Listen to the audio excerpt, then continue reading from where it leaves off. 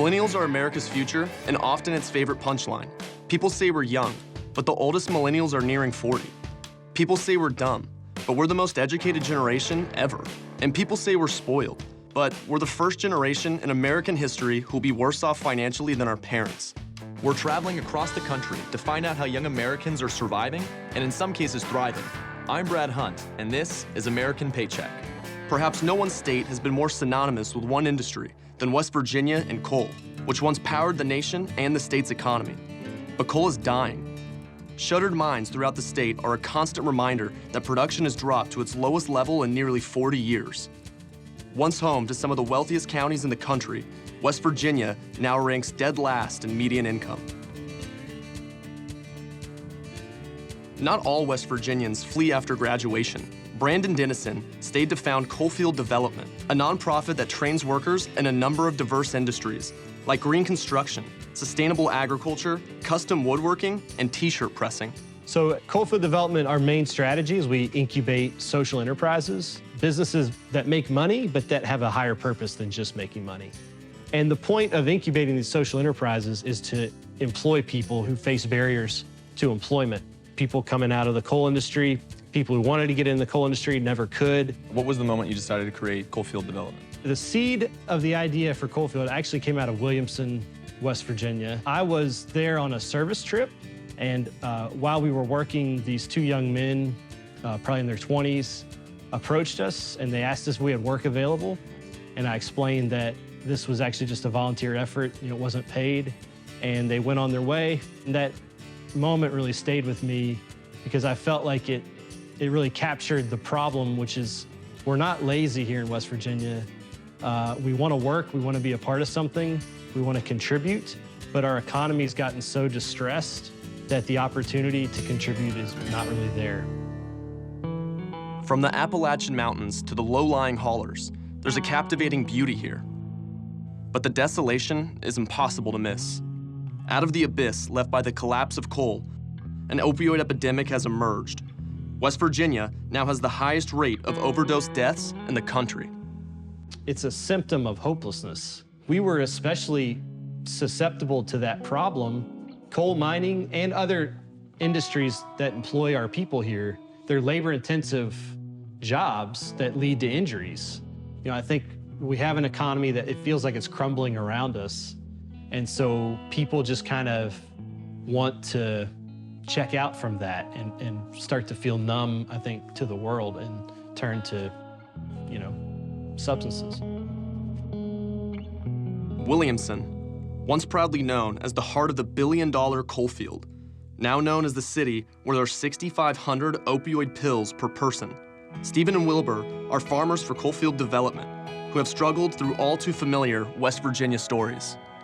The economy failed about the time I started trying to go in, What I had to do to get my miner's card was take an 80-hour class. Then the coal mine shut down and everything.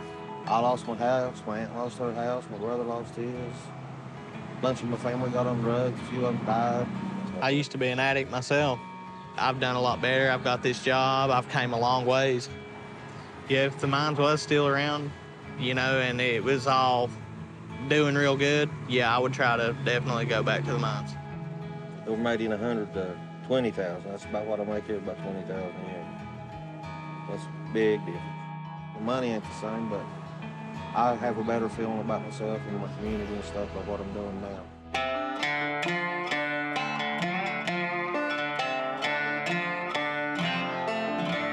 A queen once reigned where coal was king.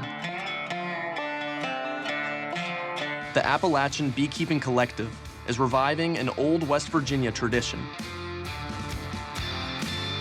My EpiPen's expired in 2012, but there's a hospital 15 minutes away, so we're good. And that's on backwards.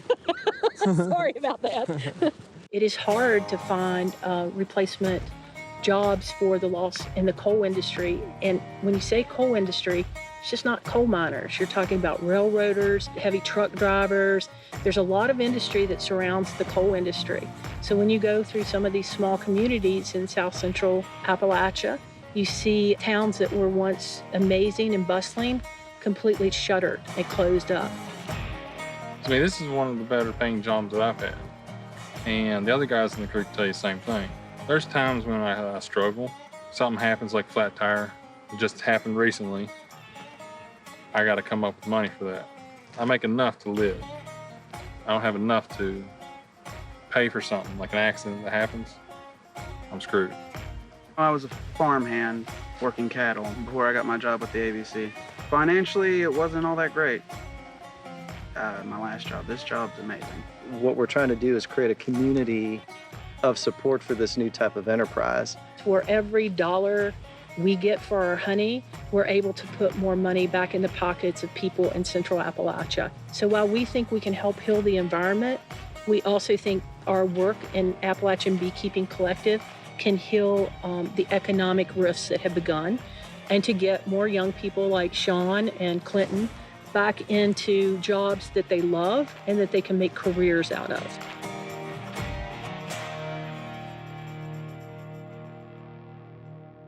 Another burgeoning industry in the state is tourism, which employs over 45,000 West Virginians, nearly 3 times more than still remaining coal. The Hatfield-McCoy Trails, famous for hosting a century-long murderous family feud, now a world-class playground. Jody Kelly moved his family from South Carolina to take advantage of this trend and build Devil's Ants ATV Resort from the ground up.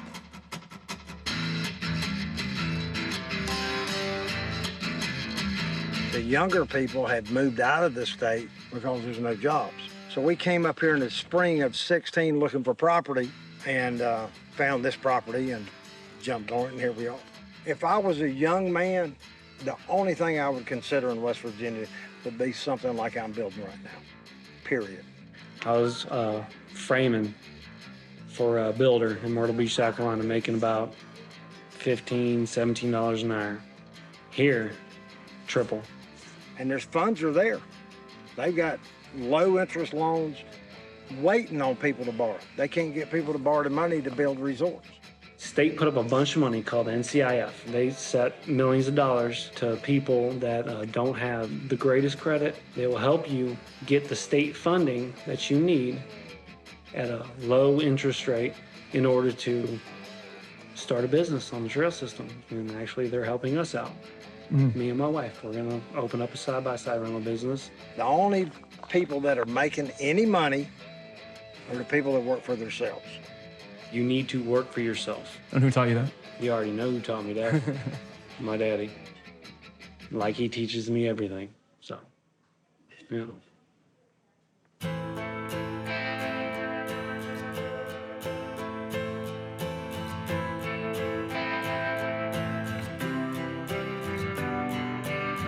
There's opportunity here now that wasn't here before when coal was so dominant, if we have the courage and the creativity to see it and to seize it. Will anything ever truly replace coal? Only time will tell. For now, all that matters is tomorrow's paycheck.